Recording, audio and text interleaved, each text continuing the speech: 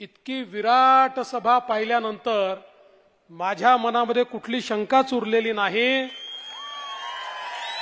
4 जूनला गुलाल उधळायला साताऱ्यामध्ये आता आपल्याला यावंच लागेल हे मला स्पष्टपणे दिसतंय। बंधू भगिनींनो, साताऱ्यामध्ये अजून एक सभा चालली आहे। मी बाबांना विचारलं, म्हटलं बाबा जरा विचारा ना, पहा ना तिथे किती आहे। बाबांनी माहिती घेतली, या कोपऱ्यात जेवढे लोक बसले आहेत तेवढी सभा तिकडे चालली आहे आणि मैदान भरून ही सभा इकडे चाललेली आहे। सर्वप्रथम बंधू भगिनींनो, स्वराज्याच्या क्रांतीच्या या भूमीला मी या ठिकाणी वंदन करतो। खऱ्या अर्थानं तंजाऊर पासून पेशावर पर्यंत जे हिंदवी साम्राज्य या ठिकाणी तयार झालं, त्या साम्राज्याला ज्या भूमीने बळ दिलं ती ही सातारची भूमी आहे, छत्रपती शिवरायांची कर्मभूमी आहे। आणि आजही या जिल्ह्याने लढण्याची परंपरा सोडलेली नाही। महाराष्ट्रामध्ये ज्यावेळी देशाच्या सीमेवर लढणाऱ्या शहीद सैनिकांची यादी आम्ही पाहतो, त्यावेळी सर्वात जास्त शहीद सैनिकही याच सातारचे आम्हाला दिसतात। त्या सगळ्या शहीदांना या ठिकाणी मी नमन करतो। बंधू भगिनींनो, खरं म्हणजे आजच्या या सभेच्या निमित्ताने आमच्या शिवेंद्र बाबांनी आणि महाराजांनी या ठिकाणी काही गोष्टी मांडल्या आणि कशा प्रकारे आपल्याला विकास घडवायचा आहे या संदर्भातली एक ब्लूप्रिंट आज महाराजांनी तयार केली आहे। आपल्याला कल्पना आहे की शेवटी कुठल्याही व्यक्तीच्या मनामध्ये विकासाच्या कितीही संकल्पना असल्या तरी त्या संकल्पना पूर्ण करण्याकरता तेवढंच ताकदीचं नेतृत्व लागतं। आणि मला सांगताना आनंद वाटतो, ते नेतृत्व देण्याची क्षमता आज देशामध्ये फक्त आणि फक्त नरेंद्र मोदीजींकडे आहे। आज बाबा तुम्ही ज्यावेळी या ठिकाणी आम्हाला आयटी हब पाहिजे म्हणतात, महाराज आयटी हब पाहिजे म्हणतात, आज तुम्ही याची मागणी का करू शकता माहितीये?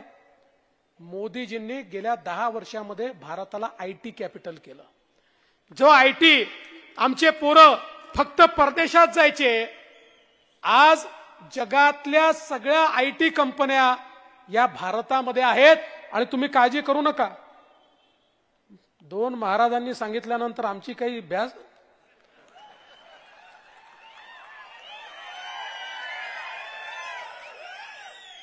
आयटी पार्क असेल, MIDC असेल, इथल्या कॉन्क्रीट रोडची कामं असतील बाबा, किंवा सातारकरांकरता वंदे भारत ट्रेन सुरू करण्याचा विषय असेल, या सगळ्या गोष्टींकरता मोदीजींसोबत आपला प्रतिनिधी लागेल। आमच्या सोबत तर बाबा आहेतच, महाराष्ट्राची एक किल्ली तुमच्याकडे आहेच, पण देशाची किल्ली मिळवायची असेल तर महाराजांना पाठवावं लागेल, मग देशाची किल्ली देखील आपल्याला या ठिकाणी मिळेल। आज आपण पाहतोय महाराष्ट्रामध्ये सरकार आहे बाबा, लामघरचा असेल, बोंडरवाडीचा विषय असेल, तुम्ही लावून धरला, आपण तो केला, त्याच्यामध्ये काही चिंतेचं कारण नाहीये। आज या ठिकाणी आपला प्रतिनिधी नसताना देखील महाराज 10,000 कोटी रुपयाची कामं तुम्ही या ठिकाणी आणली। जर तुम्ही खासदार म्हणून गेलात तर किती शून्य लावायचे? बंधू भगिनींनो, मला या निमित्ताने एवढंच सांगायचं आहे, ही निवडणूक जानकर साहेब म्हणाले तशी साधी निवडणूक नाहीये, ही देशाची निवडणूक आहे। देशाचा नेता आपल्याला निवडायचा आहे। या देशामध्ये सामान्य माणसाच्या आशा, आकांक्षा आणि अपेक्षा कोण पूर्ण करू शकतो, तो नेता आपल्याला निवडायचा आहे। या देशाला सशक्त भारत कोण तयार करू शकतो हे आपल्याला निवडायचं आहे. या देशाला कोण सुरक्षित ठेवू शकतो हे आपल्याला निवडायचं आहे. आणि आज ज्यावेळी मतदानाकरता आपण जातो त्यावेळी दोन ध्रुव आपल्याला पाहायला मिळतात. देश वाटला गेलाय, वेगवेगळे पक्ष असतील पण दोन ध्रुव तयार झाले आहेत. एक ध्रुव म्हणजे विश्वगौरव असलेले, विकास पुरुष असलेले आपले नेते माननीय नरेंद्र मोदीजी आहेत. आणि मोदीजींच्या सोबत एकनाथराव शिंदेजींची शिवसेना आहे, अजितदादांची राष्ट्रवादी आहे, आमच्या जानकरांची रासप आहे, त्या ठिकाणी मनसे आहे, त्या ठिकाणी रिपाई आहे, त्या ठिकाणी पिरिपा आहे, त्या ठिकाणी जनसुराज्य आहे, त्या ठिकाणी वेगवेगळ्या 18 पक्ष आपले हे एकत्रित आहेत. आपली एक महायुती या ठिकाणी आहे. दुसरीकडे काय आहे? दुसरीकडे राहुल गांधी आहेत. दोन ध्रुव आहेत. एकीकडे मोदीजी आहेत, एकीकडे राहुल गांधी. दुसरा चॉईसच नाही आहे. पवार साहेब काही प्रधानमंत्री होणार नाहीत. उद्धव ठाकरेंचा प्रश्नच उठत नाही. त्यामुळे महाराजांना मत दिलं की मोदीजींना मिळतं, इतर कोणाला मत दिलं तर राहुल गांधींना मिळतं. ज्यांना मोदीजींना मत द्यायचं आहे त्यांच्याकरता महाराज आहे, ज्यांना राहुल गांधींना मत द्यायचं आहे त्यांच्याकरता इतर कोणी आहे. I also love you. पण बंधू भगिनींनो, आज आपण बघा, आपली विकासाची गाडी आहे. या गाडीचं मजबूत इंजिन मोदीजी आहे. आणि या वेगवेगळ्या पक्षाच्या बोग्या, डब्बे या आपल्या विकासाच्या इंजिनला लागले आहेत. आणि विकासाची गाडी कशी आहे? दीन, दलित, गोर, गरीब, आदिवासी, शेतकरी, शेतमजूर, महिला, अल्पसंख्याक, ओबीसी, भटके, विमुक्त, शेतकरी सगळ्यांना सोबत घेऊन सबका साथ सबका विकास म्हणत मोदीजीची गाडी पुढे जाते. मजबूत इंजिन घेऊन पुढे जाते. दुसरीकडे अवस्था काय आहे? राहुल गांधींच्या गाडीला फक्त इंजिनच आहे, डब्बेच नाही आहे.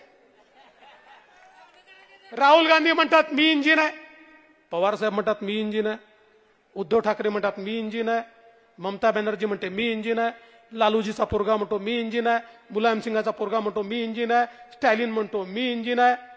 तिथे प्रत्येक जण इंजिन आहे, तिथे डब्बाच नाही आहे. आणि इंजिन मध्ये सामान्य माणसाला बसायला जागा नसते. इंजिन मध्ये केवळ ड्रायव्हर त्या ठिकाणी बसतो. बंधू भगिनींनो, राहुल गांधींच्या इंजिन मध्ये फक्त सोनियाजी आणि प्रियंकाजींकरता जागा आहे. पवार साहेबांच्या इंजिन मध्ये तुमच्याकरता जागा नाही आहे, फक्त सुप्रियाताईंकरता जागा आहे.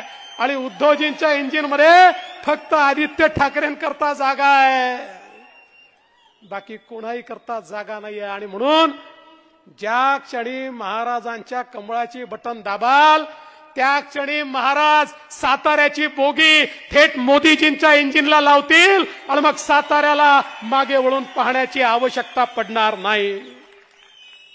आपण पाहू शकतो 2014 साली मोदीजींनी महाराष्ट्रामध्ये आणि देशामध्ये आपल्या महायुतीचं राज्य आल्यानंतर ज्या प्रकारचं परिवर्तन या ठिकाणी केलं, आज जगातले लोक विचार करतायत. जगातले लोक हे मोदी मॉडेल काय आहे?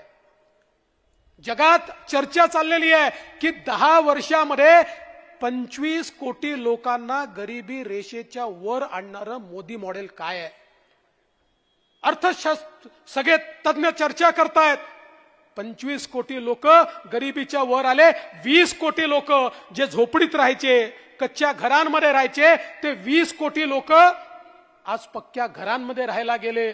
ज्या 50 कोटी लोकांच्या घरी माय माऊलीला चुलीवर स्वयंपाक करावा लागायचा, त्यांच्या घरी गॅस आला. ज्या 55 कोटी लोकांकडे शौचालय नव्हतं, बाहेर जावं लागायचं, त्यांच्या घरी शौचालय आलं. ज्या 60 कोटी लोकांकडे पिण्याच्या पाण्याचा नळ नव्हता. माझी माय माऊली डोक्यावर हंडा घेऊन त्या ठिकाणी नळावर जायची, नदीवर जायची, विहिरीवर जायची. त्या 60 कोटी लोकांकडे 10 वर्षामध्ये शुद्ध पिण्याचं पाणी नळाच्या माध्यमातून पोहोचलं. 80 कोटी लोक असे आहेत देशामध्ये की ज्यांच्या घरी आज मोदीजी मोफत रेशन देत आहेत आणि 2029 सालापर्यंत हे मोफत रेशन त्यांच्या घरी पोहोचणार आहेत. आणि त्यात 7 कोटी लोक आपल्या महाराष्ट्रातले देखील आहेत. जवळजवळ 60 कोटीपेक्षा जास्त आमचे तरुण असे आहेत की ज्यांना मोदीजींच्या माध्यमातून मुद्राचं लोन मिळालं.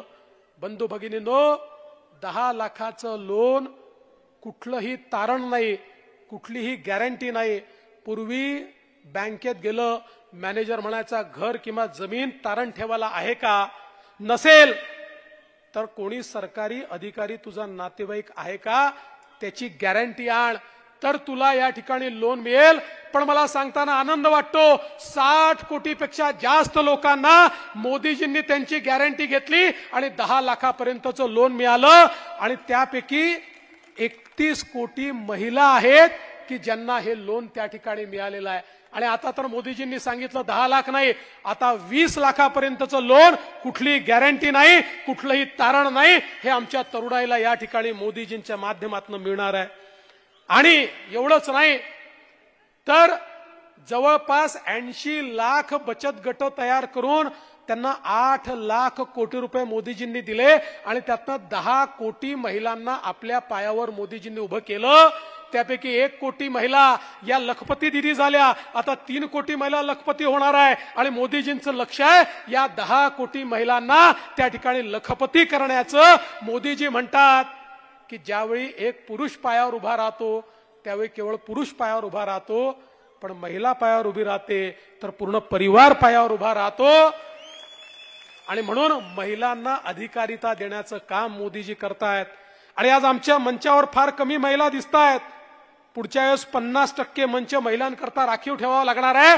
कारण 2026 नंतर मोदीजींनी ठरवलंय 33% महिला विधानसभेत आमदार आणि 33% महिला लोकसभेत खासदार बनणार आहेत. कारण जोपर्यंत आमच्या माता भगिनी या मुख्य धारेमध्ये येत नाही तोपर्यंत विकसित भारताचं स्वप्न हे या ठिकाणी पूर्ण होत नाही. आज बघा बंधू भगिनींनो, मोदीजींनी ज्यांचा कोणी विचार केला नाही, इतके वर्ष आमच्या गावगाड्याला चालवणारे, आमचं आर्थिक सगळं चक्र चालवणारे आमचे 12 बलुतेदार आणि पारंपरिक व्यावसायिक यांचा विचार कधी झाला नाही.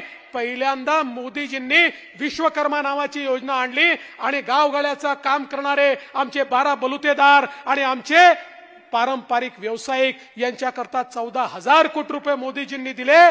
त्यांचा व्यवसाय आधुनिक करण्याकरता, त्यांच्या व्यवसायामध्ये नवनवीन गोष्टी आणण्याकरता आणि त्यांचा व्यवसाय हा गावापुरतं मर्यादित न ठेवता तो लोकल नाही तर तो ग्लोबल कसा करता येईल, त्यांच्या पुढच्या पिढ्यांना हा पारंपरिक व्यवसाय सोडून नोकरीत जाण्याच्या ऐवजी त्याच पारंपरिक व्यवसायातनं 4 पैसे कमावून मोठं कसा होता येईल अशा प्रकारची योजना मोदीजींनी त्या ठिकाणी आणली.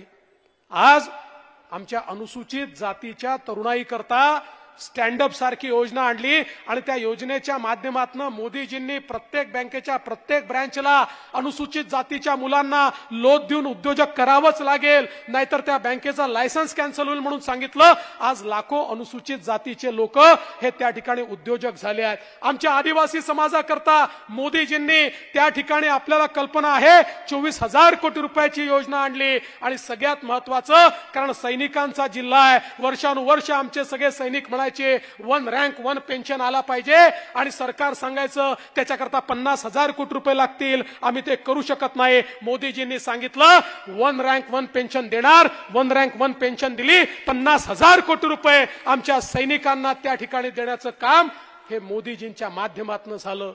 आज आपण बघा आमच्या शेतकऱ्यांकरता मोदीजींनी एकीकडे सिंचनाचं काम एवढा मोठ्या प्रमाणात झालं. आज आपण पाहू शकतो ज्यावेळी 2014 साली महाराष्ट्रामध्ये सरकार आलं आणि हे सरकार आल्यानंतर आम्ही मोदीजींकडे गेलो, त्यांना सांगितलं अनेक प्रकल्प या ठिकाणी रिकामे पडले आहेत, कोरडे पडले आहेत, अर्धवट पडले आहेत. मोदीजी आम्हाला पैसा हवाय. मोदीजींनी सांगितलं चिंता करू नका, या महाराष्ट्राला 26,000 कोटी रुपये एका योजनेत, 24,000 कोटी रुपये दुसऱ्या योजनेत, 50,000 कोटी रुपये हे मोदीजींनी दिले. मला सांगताना आनंद वाटतो, एकट्या सातारा जिल्ह्यामध्ये 5 वर्षामध्ये आम्ही 48,000 हेक्टर जमीन ही त्या ठिकाणी सिंचनाखाली आणली. उरमोडी सारखा प्रकल्प हा बळीराजामध्ये त्या ठिकाणी घेतला. प्रधानमंत्री कृषी सिंचन मध्ये धोम, बलकवडी, तारळी, वांग, मोरणा, कुडाळी ही सगळी योजना त्या ठिकाणी घेतली. जीए कटापूर असेल, वसना वगणा असेल, या योजना आपण त्या ठिकाणी घेतल्या. टेंबू सारखी योजना आपण त्या ठिकाणी घेतली. वेगवेगळ्या प्रकारच्या सगळ्या योजना.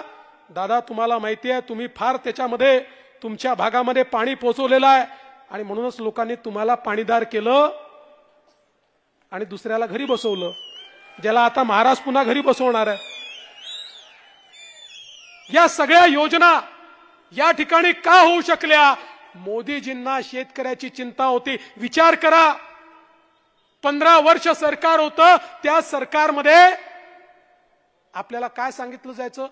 इकडच्या लोकांना सांगितलं जायचं विदर्भाचा अनुशेष आहे म्हणून तिकडे पैसे देतोय, तिकडच्या लोकांना सांगायचं इकडे पैसे देतोय, ना इकडे मिळायचे ना तिकडे मिळायचे. आम्ही सांगितलं विदर्भातही काम करून दाखव आणि पश्चिम महाराष्ट्रातही काम करून दाखव. सातारा, सांगली आणि सोलापूरच्या दुष्काळी भागामध्ये आज पाणी पोचत आहे, कारण या ठिकाणी मोदीजी होते. मोदीजींचा आशीर्वाद आपल्या पाठीशी होता. आज बंधू भगिनींनो, आमच्या ऊसाच्या शेतकऱ्यांकरता ज्यावेळी मोदीजी प्रधानमंत्री झाले, जाणते राजे म्हणाले होते, अरे मोदींना ऊसातलं काय कळतं, यांना साखर कारखानदारीतलं काय कळतं.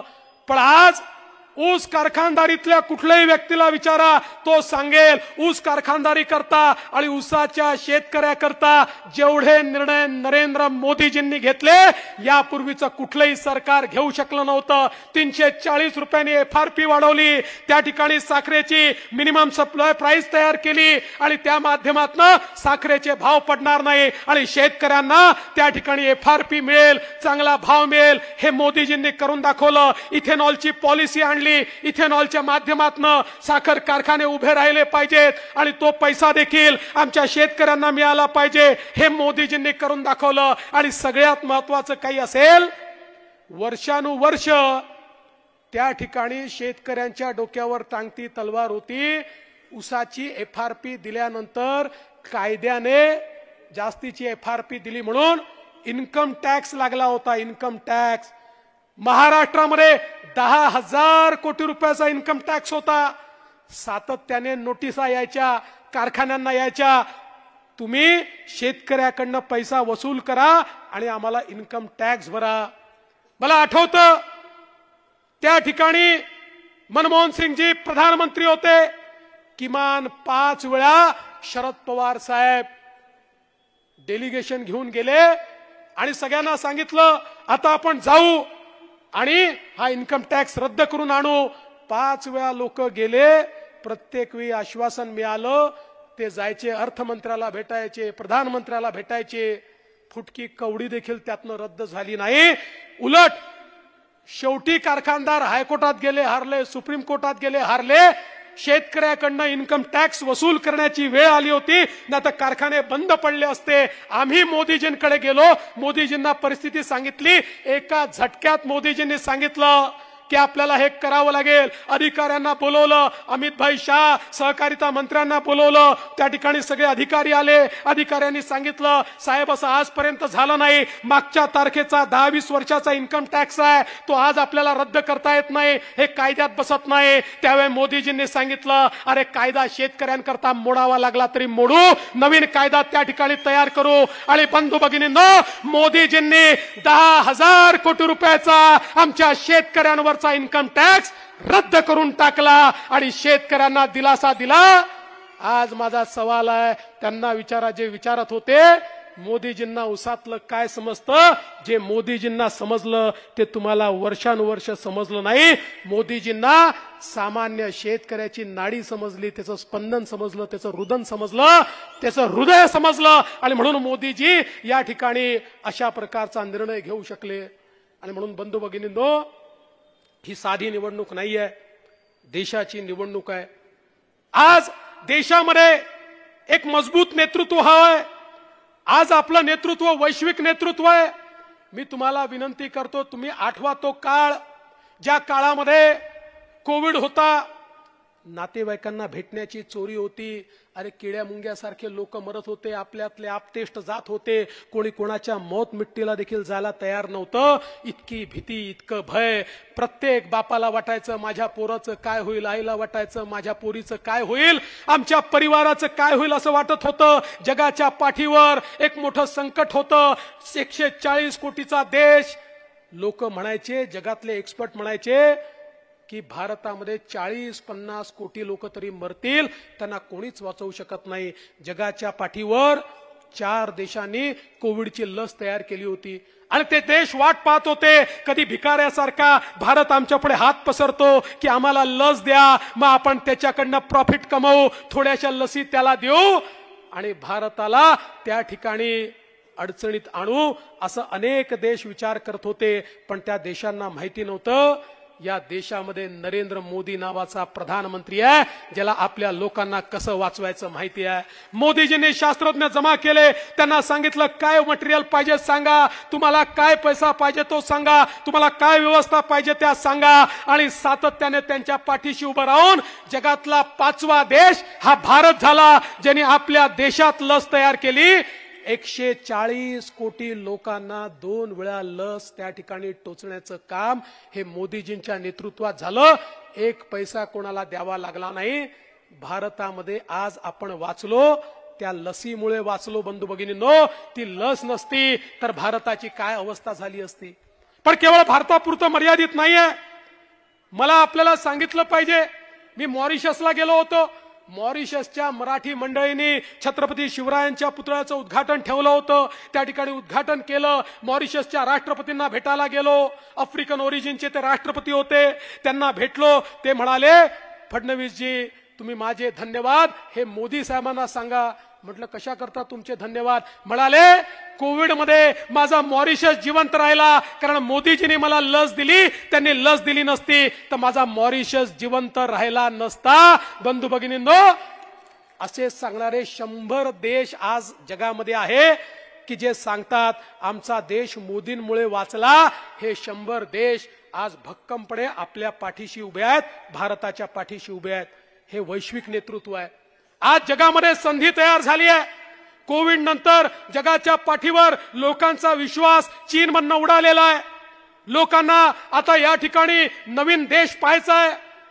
30 वर्ष चीनने जगाची फॅक्टरी म्हणून काम केलं। जगाच्या उत्पादनाच्या 30% उत्पादन एकटा चीन करत होता, पण आता जग म्हणतं आमचा या चीनवर विश्वास उरलेला नाही, आम्हाला नवीन जागा पाहिजे आहे। आणि त्यावेळेस ते भारताकडे पाहतायत, त्यांना लक्षात येत आहे जगातलं सगळ्यात मजबूत नेतृत्व भारतामध्ये आहे। या भारतामध्ये गेलं तर आपण त्या ठिकाणी चीनपेक्षा जास्त समृद्धी आणू शकतो। आणि म्हणून आज आपण पाहतोय जगाच्या पाठीवर रेकॉर्ड फॉरेन डायरेक्ट इन्व्हेस्टमेंट ही भारतामध्ये येते आहे।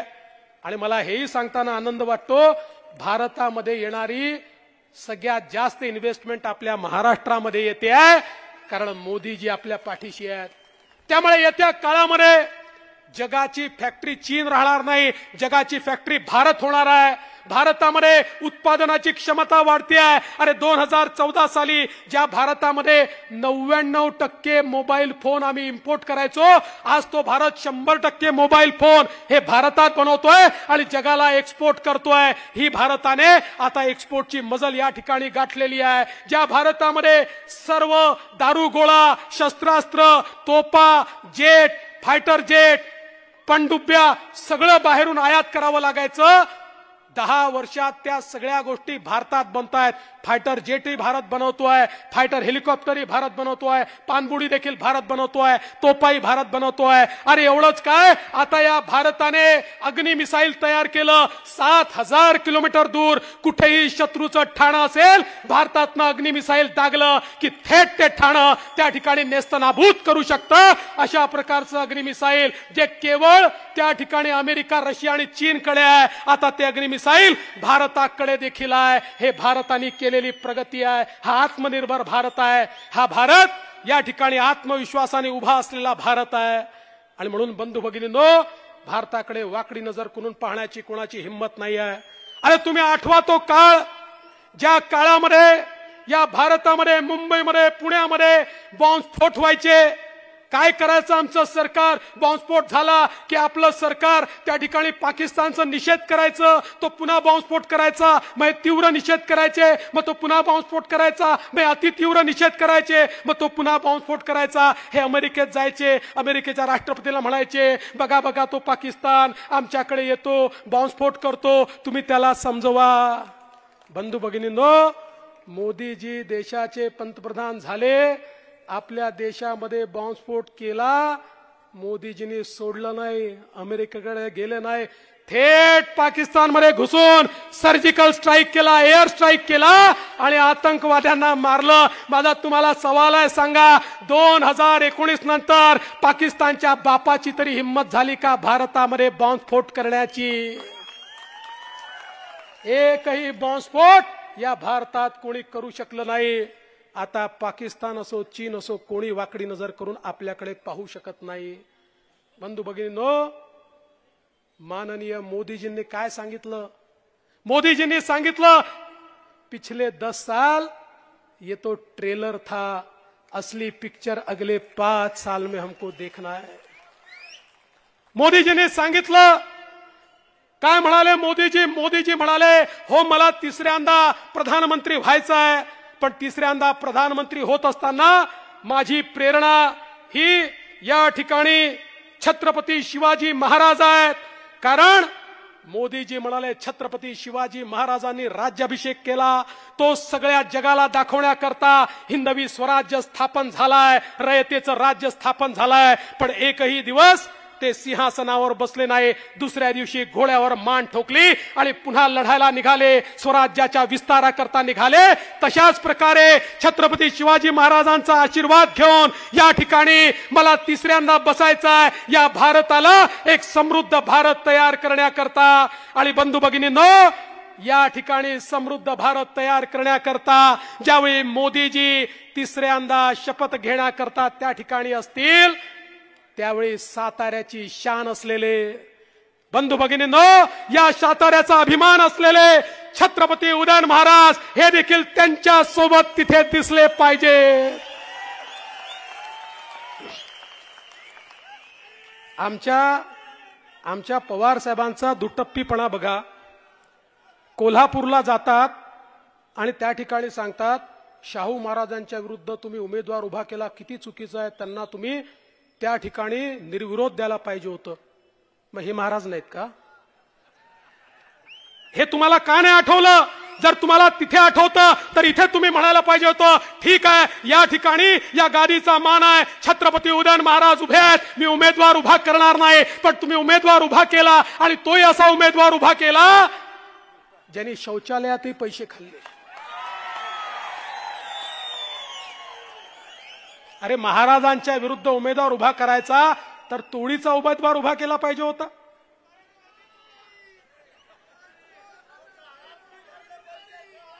तुतारीची पिपाणी होणार।